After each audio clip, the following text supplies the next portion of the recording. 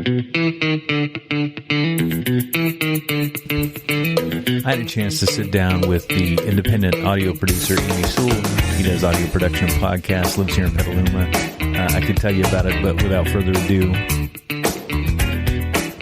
But there's no need to have, like, when you have a profession that is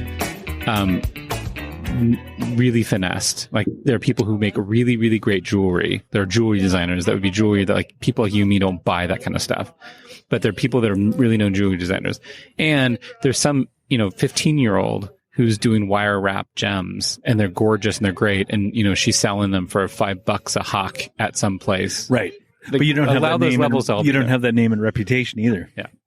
No. And of course, we're outside of Ray's Delicatessen and Tavern. In the sun, right? That makes it handy. Yeah. Yeah. Yeah. It's beautiful. By the way, who are you? Because I'm gonna Andy. I'm gonna put this out. Because you do, and you're gonna put it out like within 5 minutes. So like, no. I'm gonna get back to my studio. We're not doing the 5-minute thing. You got a studio in town now. That's awesome. Yeah. So you know where the coffee and tea, Petaluma Tea and Coffee? Yeah. Coffee. Well, is that the old roastery? Petaluma Roasters? Yeah. They're way back. Same people? I think because that guy's been roasting there for I used to live at 5th and G. So. Oh yeah. So okay. So right across from there is the co-op. Yeah, down in the, what do they call that? Foundry Wharf? Yeah, but not all the way down there. So right across from the tea and coffee place, so right by the fire station, there's a big co-op there, the Rivertown Co-op. It's where you buy your hay for your chickens. Okay. The feed store. Yeah. Inside the feed store, right across from the coffee shop, there's a little barn. And on one side, it's a dog wash and grooming place, and on the other side, it's us. So it's 3 of us. It's me and Michael Woolsey and Matt Sharkey. So, and I have... And that's Audio Ephemera, and what about them? So Michael is Michael Woolsey, Woolsey Photography, Michael B. Woolsey. And okay. And then Matt is Workbench, but he has a bunch of different brands. He's actually a CMO type. He's a brand manager. Because I'm in play now. Yeah, I heard you retired. Yeah, I left my regular 9-to-5 life. You didn't leave. Well, I left with money. Was that part of the plan, though? Because I have a friend who's in federal government for exactly that reason. For the early retirement? Because he's like, I'll be 55. I'm 51, bro. I will be done, and I will have so much more of accomplished, and then I can do all the things I want after the 55. So that was part of the plan. Yeah, actually, the plan is first you want to just like a decent paying job, right, and medical benefits and get your teeth fixed and all that, because I was rough on my teeth in my 20s. And then you're there. And then you get, 5 years in, and then you get statements of, well, if you were this old, you'll receive, this much money on a defined benefit plan. It starts looking pretty good. And, of course, then by this point, you've endured a job you can't stand. And this was my delivery job back in the day. But then you've got so many years in now, it's, you get over the hill and you can kind of see the other side. And for me, I had a career change in the middle of that, but I still participated in the same pension plan. So, but do you think that, like, was there a point in which I've been here this long, I might as well, like 51% in, I might as well keep sticking around for another X number of years, or was it always? Because here's what I found. It was part of the goal because I left the corporate world and I left at the stupidest time ever. You were in law, bro. Yeah, but it wasn't like I wasn't a lawyer. Right. So, I mean, it's insane. I was negotiating stuff and also just whatever. It was managing of processes that I was hired and paid to make them more efficient, and I was really good at it, but I had no passion, no interest in it. And just because I was good at it, wasn't enough for me to keep going on it. That's all. But had I stuck around for some small period of time later, I probably could have made out like a bandit, because now those companies that I used to work for are worth a lot more in stock than they were when I left. So, well, what's crazy is nowadays too, because like your traditional pension plans, they're few and far between, but like the stock options and that kind of thing too that these kids are getting these days. But why? I think that is a weird motivator to say it's all about getting all the money so that you can get all the toys and you can do all the things first. I feel like if that's the motivation of you to do a job, you better have a substantial amount of the rest of your life contributing in some way that's a better world. Because I think that if you're in it for that, and like my friend was mentioning, is in the government, like he's in it because mathematically this is the best thing that he can do given the hand that he was dealt and the decision education level. Because he was like 30 And he was, maybe he's like in his late 20s and he's kind of floating a bit, and he could have done any number of like things. everybody. Yeah. And so he was one of the first ones who found something and was like, oh, this is what I'm going to do now. And we were all like, really? And I was like, yeah, it's basically my skill set plus a little extra, and there's some growth, and I'm done when I'm 55. And that was really the hook. So now he's like halfway through or whatever. And he's thinking, oh, but this is what I'm good. Like, I don't like this. I'm not challenged. I'm not going to grow as much. Not much can happen for me to be advancing forward. Adjacent move. Yeah, whatever. But I don't have any of the stress that everybody else has about what are you going to do, and is this valuable? Am I getting my worth out? Am I missing opportunities? Because I don't have to do anything. I follow the rules. I do my job. You do what you want. I do good work. Everybody's happy. I'm not necessarily contributing to a major issue. I'm not solving a big problem, but I'm also not, unhappy and stressful. And he's very happy to just do this. And he lives in Chicago and suburban my Chicago. dad always said, my dad said that, we're all burdened with having to earn a living too, Yeah. And I think some people confuse that with that defines you. Right. So if you are somebody who's like, I'm going to be the programmer that's going to come up with a new Facebook, fine, go for it. Dive yourself into it and make sacrifices that are very hard for other people to make that decision. Oh, God. The things those people do to try to break through. And then you get to be what? They wake up 45 and oh, my God. I mean, Zuckerberg's what have I done? Early 40s. Well, he started when he was 18. Yeah. And he left college, and that can be that's a big decision for people to make. Right. Not everybody who leaves college ends up becoming in the top whatever. I mean, not that, right? Yeah. So I don't think that it's an endorsement of that, but he felt that at that moment he needed to be defined by his idea. And I would say, on balance, you're kind of creating more problems than you solved. Well, he could have used more of his ethics classes, I think.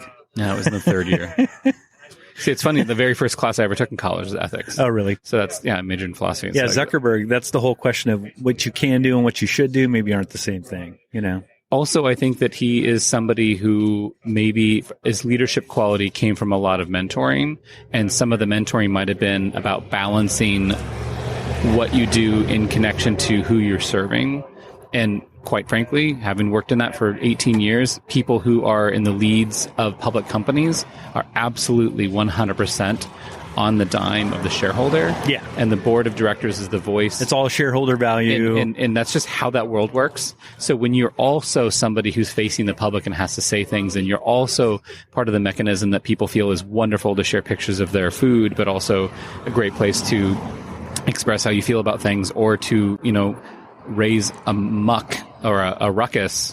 Start shit. Yeah. Yeah. If you feel like that is a positive achievement, then go for it. But it's, well, what's funny is not everybody who's in his position has this ethical issue, and I don't think that he does. Maybe he thinks about it more. Well, in my little corner of the world back in 1998, I started a BBS, right? It was an online forum. 92 was when I had my first BBS. It was an online forum. Yeah.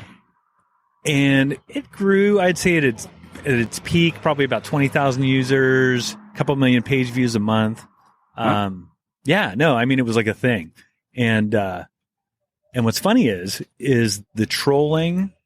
I mean, I eventually just shut it down because the trolling and the disinformation were taking over the community. Yeah. And there was just no value to it anymore. And it wasn't worth myself, because, the threat of lawsuits and actually having to defend myself in court a couple times. It just wasn't worth it because I wasn't making any money off it, But there are people who believe in the principle of that. So the BBS people that I knew back in the day were people who believed that information is free, Tim Berners-Lee kind of devotees, where they're like, hey, the internet is meant to be an expansion. You remember Matt's WW board? Yeah. That was my first script, yeah. Really? Yeah. I did Citadel programming. So mine was all, do you remember the Citadel platform? Nope. The whole concept was that it was from University of Iowa. The whole idea was that it was a citadel of a castle, so you'd have a password to get in, and then there was like caverns, and so in order to get invited into rooms, you had to be given. Oh, that's cool. The whole concept was, and now I mean it's like pages, right? Sounds very Zorky.